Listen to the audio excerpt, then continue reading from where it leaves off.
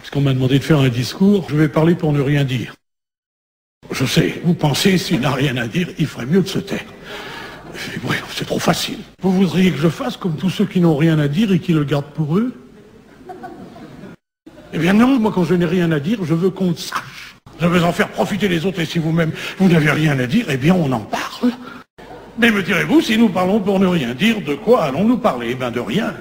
Parlons de la situation sans préciser laquelle. Si vous le permettez, je vais faire brièvement l'historique de la situation, quelle qu'elle soit. Il y a quelques mois, souvenez-vous, la situation, pour n'être pas pire que celle d'aujourd'hui, n'en était pas meilleure non plus. Déjà, nous allions vers la catastrophe et nous le savions. Nous en étions conscients, car il ne faudrait pas croire que les responsables d'hier étaient plus ignorants de la situation que le sont ceux d'aujourd'hui. D'ailleurs, ce sont les mêmes. Oui, la catastrophe, nous le pensions, était pour demain. C'est-à-dire qu'en fait, elle devrait être pour aujourd'hui, d'ailleurs.